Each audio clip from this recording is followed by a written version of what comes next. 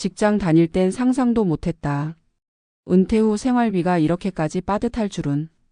회사를 다닐 때는 적어도 매달 통장에 찍히는 월급이 있었고 뜻하지 않은 지출이 생겨도 다음 달이 되면 다시 채워지는 구조였다. 누군가의 결혼식, 갑작스러운 병원비, 자녀의 등록금 같은 크고 작은 지출에도 우리는 이번 달은 좀 아끼자는 말로 퉁칠 수 있었다. 그러나 은퇴 후의 삶은 다르다. 매달 들어오는 일정한 월급이 없다는 것만으로도 생활의 무게가 완전히 달라진다. 국민연금은 많아야 100만 원 남짓, 퇴직금은 몇 년 새 빠르게 줄어들고 기대했던 자녀의 지원은 여의치 않다. 주변 친구들이 해외여행을 다녀오고 취미생활로 골프나 등산을 즐긴다는 소식을 들을 때면 부러운 마음보다 먼저 드는 감정은 당혹감이다. 나는 왜 이리 다르지? 왜 나는 여행 대신 컵라면을 끓여야 하나? 그 씁쓸함은 은퇴자라면 누구나 한 번쯤 마주하게 되는 감정이다. 은퇴 후 생활비, 그 생생한 현실을 세 사람의 사례를 통해 들여다보자. 첫 번째 사례는 서울 노원구에 사는 68세 김종수 씨의 이야기다. 그는 35년간 건설회사 현장 소장으로 일했고 정년 퇴직과 함께 퇴직금 1억 2천만 원을 수령했다. 당시에는 이 돈이면 노후가 든든할 거라 생각했지만 예상보다 빠르게 자산이 소진되었다. 퇴직 후 자녀 결혼 비용으로 5천만 원이 나갔고 이후엔 지병으로 병원비가 수시로 들어갔다. 3년 만에 남은 돈은 2천만 원 남짓. 현재 그의 생활비는 매달 87만 원 수준이다. 국민연금 72만 원, 기초연금 15만 원이 전부이며 이 중 절반 가까이는 월세와 공과금, 통신비로 빠져나간다. 식비는 하루 한 끼로 줄였고 주로 컵라면이나 즉석밥으로 때운다. 그는 말한다. 가끔 친구들이 제주도며 일본 여행 다녀왔다고 사진 보내오면 부러움보다 미안한 감정이 먼저 들어요. 내 형편을 괜히 들키는 기분이랄까. 지금도 그는 하루에 2번 공원을 돌며 걷고 틈틈이 동네 복지관에서 무료 강좌를 듣는다. 여행 대신 산책, 외식 대신 도시락이라는 말이 딱 어울리는 그의 삶은 지금 대한민국 다수의 은퇴자들의 현실이다.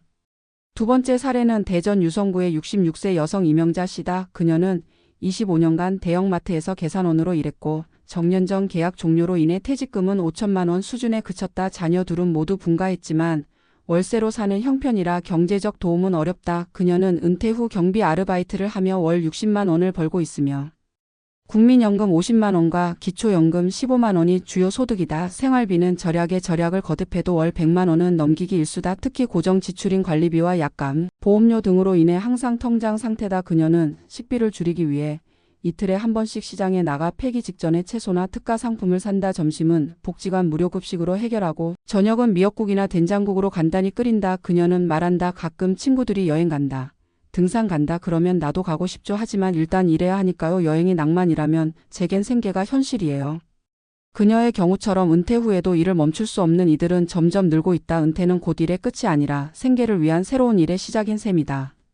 세 번째 사례는 부산에 사는 70세 박동환 씨의 이야기다. 그는 은퇴 전 중소기업에서 관리직으로 일했고 퇴직 당시 받은 퇴직금은 8천만 원이었다. 자녀 둘을 대학까지 보내느라 사교육비와 등록금으로 지출이 컸고 퇴직 후 5년 만에 자산 대부분을 소진했다. 현재 그는 소형 아파트에 혼자 살며 국민연금 63만 원과 기초연금 15만 원으로 생활한다. 고정지출로 빠져나가는 돈은 월세 35만 원, 관리비 15만 원, 통신비 10만 원이 전부이며 남은 돈으로 식비와 기타 생활비를 감당해야 한다. 그는 하루 두 끼를 원칙으로 하며 대부분 집에서 조리해 먹는다. 예전엔 주말마다 가족 외식도 했고 명절 때면 조카들 용돈도 넉넉히 줬는데 이젠 내 한 끼 챙기는 것도 빠듯하네요. 라며 허탈한 웃음을 짓는다. 그는 가끔 실버 모임에서 노래교실이나 바둑을 두며 시간을 보내는데 그나마 그 시간이 그의 하루 중 가장 여유로운 시간이라고 말한다. 사람들과 어울리는 게 낙이에요. 외로움을 덜 느끼니까요. 라며 그는 현실적인 소망을 덧붙였다. 욕심 안 부려요.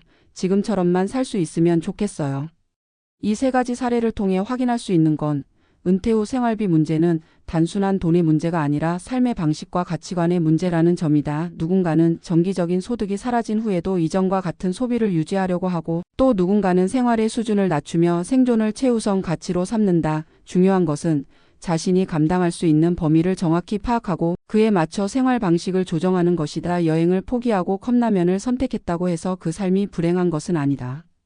누군가는 그 조용하고 검소한 생활 속에서 또 다른 의미를 찾기도 한다. 물론 이상적인 건 은퇴 전에 충분한 준비를 해두는 것이다. 금융 자산뿐 아니라 주거 형태, 건강 상태, 지역 사회와의 연결망 등 다양한 요소를 사전에 점검해 두는 것이 필요하다. 또한 은퇴 후에도 일정한 소득을 이어갈 수 있는 활동을 고민해 보는 것도 중요하다. 은퇴는 끝이 아니라 조정이며 포기가 아니라 전환이다. 누군가는 여행을 통해 자유를 누리지만 또 누군가는 컵라면 한 그릇에 인생의 온기를 느낀다. 중요한 것은 그 삶을 자신의 선택으로 받아들이고 자존감을 지켜내는 것이다. 그렇게 오늘도 은퇴자들은 자기만의 방식으로 하루를 살아낸다. 누군가는 여행, 나는 컵라면. 그것이 은퇴 후 진짜 생활의 얼굴이다.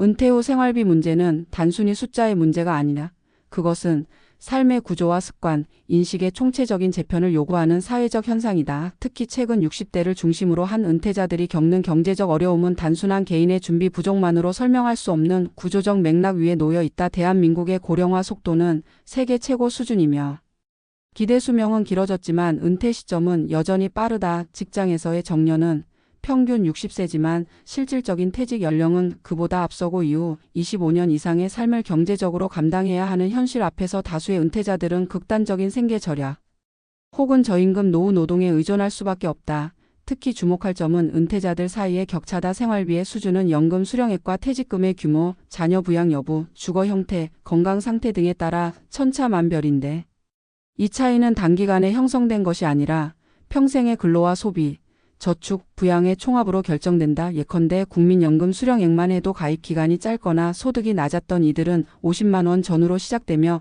이마저도 보험료 체납이 있었던 경우 더 줄어들게 된다. 결국 은퇴 후 생활은 전략과 자제의 삶으로 귀결되기 쉽고 소비의 즐거움보다 생존의 필요가 우선되는 경우가 많다. 문제는 이 같은 생활 방식이 은퇴자들의 정신적 건강과 자존감에 미치는 영향이다. 경제적 불안정은 은퇴자들을 사회적 위축으로 이끌고 이는 고립감과 우울감으로 연결된다. 통계청 자료에 따르면 노년층의 자살률은 여전히 OECD 국가 중 최상위권에 속해 있으며 그 원인으로 가장 많이 언급되는 것이 바로 경제적 어려움이다. 단순히 소비를 줄이고 지출을 조정한다고 해서 해결되지 않는 심리적 부담감이 존재하는 것이다. 더욱이 주변 또래들이 여유로운 여행이나 취미, 생활을 누리는 모습을 접하면서 느끼는 상대적 박탈감은 생활비 이상의 정서적 문제로 확대되기 쉽다. 따라서 은퇴 후 생활비 문제는 단순한 재정 계획 차원을 넘어서는 통합적 접근이 필요하다. 첫째로 공공정책 차원에서의 안전망 확대가 중요하다. 기초연금의 실질적 확대와 함께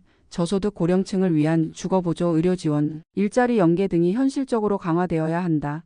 특히 주거비는 은퇴자 생활비의 큰 비중을 차지하므로 공공임대 확대나 주거비 보조 제도가 실질적 도움이 될 수 있도록 조정돼야 한다. 둘째로 은퇴자 개인의 차원에서는 소비의 재정의가 필요하다. 소비를 줄인다는 것은 단순히 비용을 아끼는 것을 넘어 삶의 우선순위를 재조정하는 것이다. 예를 들어 외식을 줄이고 집밥을 선택하는 것이나 유료 취미 대신 무료 강좌를 듣는 것이 단순히 절약의 결과가 아니라 삶의 방식의 변화를 뜻한다. 이를 수치적 하향이 아닌 삶의 전환으로 인식할 때 자존감에 손상 없이 변화에 적응할 수 있다. 셋째로 공동체 기반의 회복이 필요하다. 은퇴 후의 고립감을 해소하고 정보의 공유, 정서적 지지를 받을 수 있는 커뮤니티가 절실하다. 이는 동네 복지관의 역할 확대나 자원봉사 활동, 노인 일자리 사업 등을 통해 가능하며 특히 디지털 소외감을 줄이기 위한 교육과 연계 활동이 병행되어야 한다. 정보의 격차는 곧 기회의 격차로 이어지고 이는 생활비를 줄이는 지혜에서도 큰 차이를 만든다. 마지막으로 은퇴자들이 은퇴 전부터 준비해야 할 가장 중요한 요소는 적응력이다. 특정한 자산이나 연금만으로는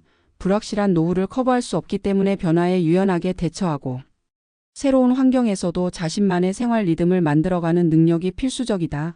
이를 위해서는 근로 기반의 자산 설계뿐 아니라 평생학습과 인간관계의 재편, 자발적 선택에 기반한 취미 개발 등 장기적 관점에서의 삶의 설계가 요구된다. 실제로 은퇴 후에도 비정규직, 시간제, 프리랜서 등의 형태로 일할 수 있는 역량을 보유한 이들은 상대적으로 경제적 안정성과 정서적 안정감을 동시에 유지하고 있으며 이는 단순히 돈을 벌기 때문이 아니라 사회적 역할과 정체성을 유지하는 데도 도움이 되기 때문이다. 결국 누구는 여행을 떠나고 누구는 컵라면을 먹는 이 차이는 그 사람의 인생 선택과 준비의 결과이기도 하지만 우리가 만들어낸 구조적 불균형의 반영이기도 하다. 중요한 것은 그 차이를 냉소적으로 바라보는 것이 아니라 그 속에서 어떻게 삶의 의미를 유지하고 다음 단계를 준비할 수 있을지에 대한 사회적 합의와 개인적 실천이다. 우리는 은퇴 이후에도 가치 있는 삶을 살 권리가 있으며 이를 위해 필요한 것은 단지 더 많은 돈이 아니라 더 많은 이해와 더 넓은 선택지다. 여행을 떠나지 않아도 좋다.